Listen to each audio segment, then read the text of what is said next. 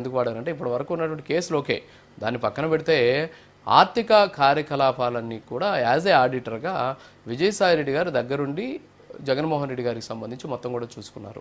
So Jaganmohan Reddy గారికి విజయసాయి రెడ్డి గారు బయటకు వస్తే ఆయన ఆర్థిక అవకతవకలు ఒకవేళ జరిగి ఉంటే అవి ఎక్కడ బయటపడతాయో అనేటటువంటి ఆందోళన ఉంది అనేటటువంటి వర్షన్ ఒకవైపు, రెండోది వచ్చేసి ఆయన ఎక్కడ చెప్తారనేటువంటి ఆందోళన ఒకవైపు. సో ఇవి ఉండి ఉండవచ్చేమో అనేటటువంటి వాదన కూడా బయట వ్యక్తమవుతుంది. సో ఇప్పుడు నిన్న విజయసాయి రెడ్డి మొన్నటి వరకు కూడా నేను వ్యవసాయం చేసుకుంటాను, తర్వాత అక్కడ వరి పండించుకుంటాను, లేకపోతే ఇంకోటి పండించుకుంటాను, దున్నతాను ఏదైతే చెప్పారు కదా, సరే అవన్నీ పక్కన పెడితే నిన్న ఆయన ఏమీ క్లారిటీ ఇవ్వలేదు.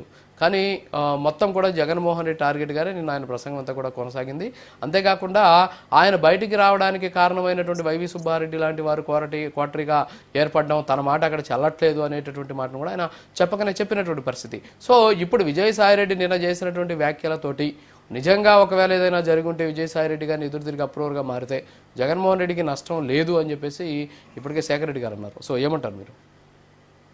రాజు గారు, మొదట మీకు ప్రైమ్ లైన్ వీక్షకులకి, అలాగే వైఎస్ఆర్సీపీ నేత రాజశేఖర్ గారికి, అలాగే రాజశేఖర్ రెడ్డి గారికి, అలాగే బీజేపీ నేత అరవింద్ రెడ్డి గారికి, జనసేన నేత బాబు సాలూరు గారికి మార్నింగ్ నమస్తే. ఈరోజు విజయసాయి రెడ్డి గారు వ్యాఖ్యలు, దానిపైన పరిణామాలు.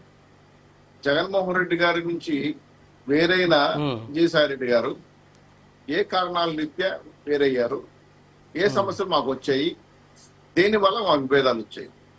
ఇప్పుడు రాజశేఖర రెడ్డి, రాజారెడ్డి గారి నుంచి 3 తరాలుగా అకౌంటెంట్ గా ఉన్నాడు.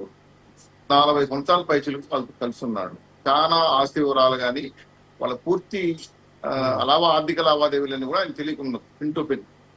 సో ఈ రోజు కొంతమంది వ్యక్తుల ద్వారా ఓటరీలో వాళ్ళు ఉండడం వల్ల, నా మీద వ్యతిరేకత చెప్పడం వల్ల నా మనసు విరిగిపోయింది. జగన్మోహన్ రెడ్డి గారి మనసులో స్థానం లేదు, అందువల్ల నేను బయట వచ్చేసాను. చెప్పడానికి బాగానే ఉన్నాయి పాలిష్ గా, కానీ జరిగిన ప్రతి అన్యాయంలోనూ ప్రతి అక్రమంలోనూ ఆయన కూడా భాగస్వామి ఉన్నాడు. సో ఇక్కడ ఈ కాకినాడ సీపోర్ట్ కేవీ రావు ఇష్యూ పైన కేసు పెట్టింది కేవీ రావు గారు. ఎన్ని కోట్లు అవినీతి జరిగింది పైన జరుగుతుంది విచారణ. సో ఇక్కడ అప్రూవ్ గా మారడానికి ప్రయత్నం చేశాడా, లేదంటే జగన్మోహన్ రెడ్డి గారిని చట్టం చేయడానికి ప్రయత్నం చేశాడా, లేదంటే జగన్మోహన్ రెడ్డి గారిని భయపెట్టడానికి ప్రయత్నం చేశాడా, తను రక్షించుకోవడానికి ప్రయత్నం చేశాడా అని గమనించినప్పుడు ఎవరైనా చేసినా సరే అబద్ధం నిజం కాదు.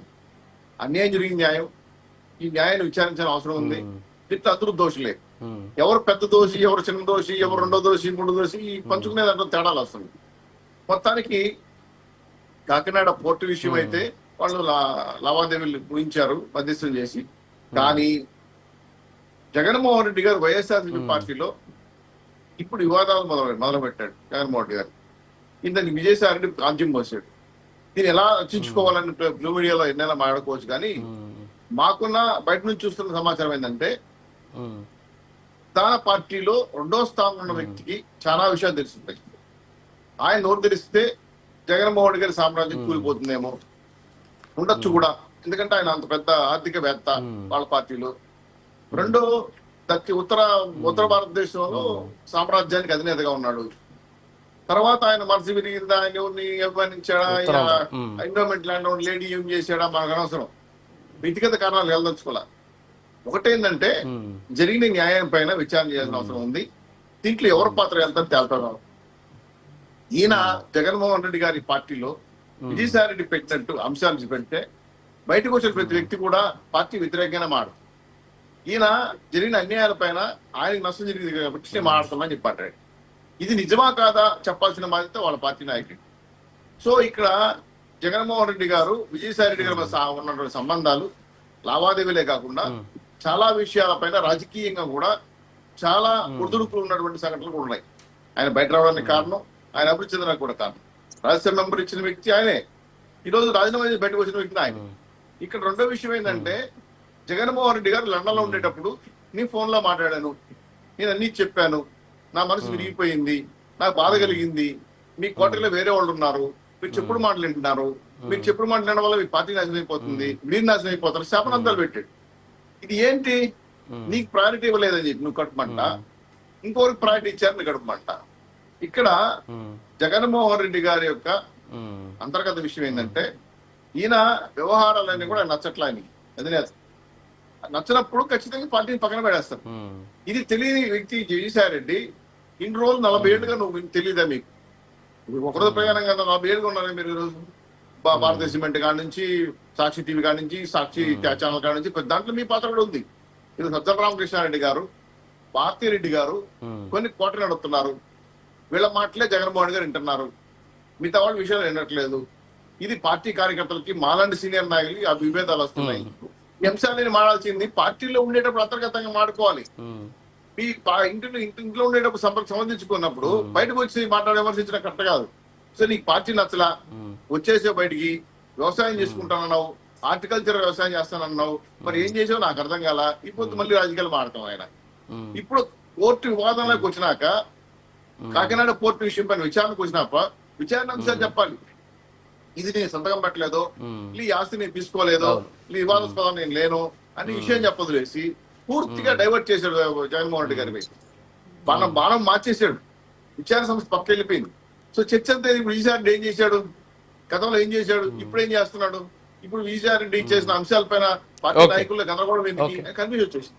సో టోటల్ గా ఏంటంటే ఇదొక రాజకీయ గేమ్, మెయిన్ గేమ్. సబ్జెక్ట్ ని పక్కదారి పట్టించాలని చేస్తున్న ప్రయత్నమే. కాకినాడ పోర్ట్ ఇష్యూ పైన మెయిన్ రావాలి, దాంట్లో దోషులు బయట రావాలి. ఈ విషయాలపై ఎగదాల్సిన చట్టం కాబట్టి చట్ట పరిధిలో ఉన్న అంశాలు డిస్కస్ చేయాల్సిన అవసరం ఉందా లేదా మీకు చెప్పాలి. రెండో విషయం ఏంటంటే జగన్మోహన్ రెడ్డి గారి యొక్క పార్టీ పునాదులు కదులుతున్నాయి. వాళ్ళు రక్షించుకునే పరిస్థితులు డిఫెన్స్ లో ఉన్నారు. దీని మీద వాళ్ళు పునఃసంచుకోవాల్సిన అవసరం ఉంది, ఆత్మహత్య చేసుకోవాల్సిన అవసరం ఉంది, ఓటమి కారణం ఏదో సమీక్షించుకోవాల్సి ఉంది. దీని మీద మనసు పెట్టట్లా జగన్మోహన్ రెడ్డి గారు. లండన్కి వెళ్ళిపోవడం, లేదంటే తాడేపల్లి కేసు నుంచి కర్ణాటక వెళ్ళిపోవడం జరిగిపోతుంది. సో కార్యకర్తల పైన, నాయకుల పైన, అలాగే వెళ్ళిపోతున్న నాయకుల పైన సమీక్ష గానీ కూర్చోబెట్టి మాట్లాడడం జరగడం వల్ల ఇది రాజకీయ పార్టీ కూడా నైజింగ్ కాదు.